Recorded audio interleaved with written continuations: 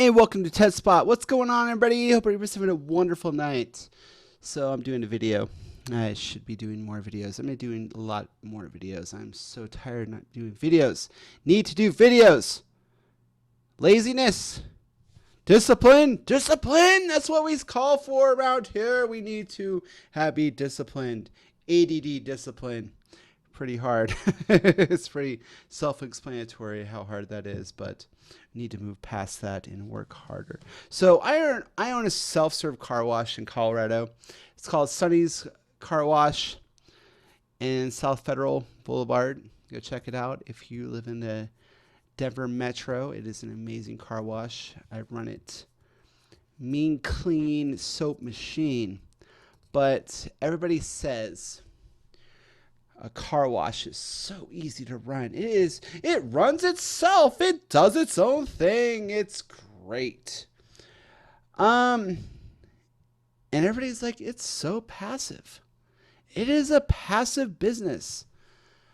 No, it's not. It is not passive because the garbage does not take out itself. The concrete does not get swept itself. The concrete does not get pressure washed itself. These things do not run themselves. These things require a motivated individual such as myself and many self-motivated warriors out there running these machines. And that's just a fact. But you see all these online Pinterest and TikTok videos of, oh, this owner shows up once a month and just it runs itself. Yeah, the problem with that is you have to have land, you have to have a drainage, you have to have a building for the engine room. You have to have many different things. And that costs hundreds of thousands of dollars. The wash that I bought, Sonny's Car Wash on South Federal in Sheridan in Colorado, I bought it for about $850,000. Makes about $170,000 a year.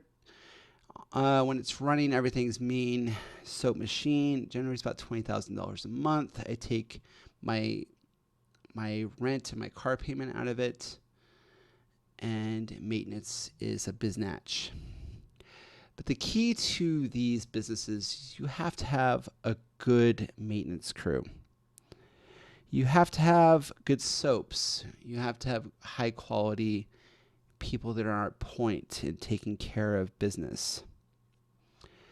And sometimes that doesn't work out, but most of the time it does. And that's just doing business. And if you run one of these things and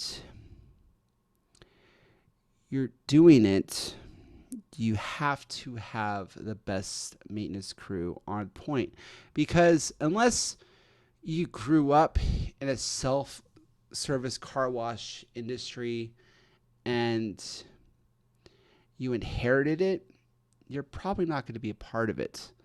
That's just the way it is. It's not something you just buy and fall into, because most people maintain them. They don't ever own them.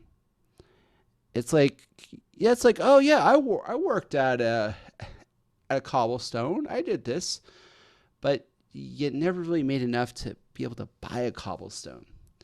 It's the people that have the money to be able to purchase these in the first place that have to take all the risk, and that's a hard thing to actually take in, because everybody's like, oh, this is so passive, it's great, and it's great. No, you have to have professionals to back up your entrepreneurial ambitions in this kind of a thing, because unless you're like an engineer, pumps and pressures and hydraulics and reverse osmosis, I'm not even saying it right, and water softeners and all this fun stuff. And most people who have the money don't know that kind of stuff, because they spent so much time doing other things than to learn that. So when you walk into a self-service car wash, it looks like a submarine. It looks like, okay, yeah, that's a car wash. That's what that looks like. Hey, look, pumps, cool. That's running at that PSI. I know how to read a gauge. Went through a heavy equipment program. I know how to run a bulldozer, a backhoe, and so on and so forth. But when it comes to pumps and pressure and hydraulics and $250,000 auto washes, basically a robot running 24/7, credit card machines, servers, and all that other fun stuff. It's a big learning curve. But everybody says, "Oh, it's so passive. Oh, look at the passive guy. Oh, it's so passive." I'll be showing some video of this science project in the next couple of days on this channel, because I'm going to be making more videos about this and many other things, because why not? But yeah, it's not as easy as you think it is. And that'd be the same with like laundromats. Oh, buy a laundromat. Yes, but you have to be able to maintain the equipment. You have to be able to maintain the credit card machines. You have to be able to maintain the back end, which is the pumps, the boilers, and all that fun stuff that goes in with water pressure and basically just pressurized everything. Air pressure. Just it's water filtration.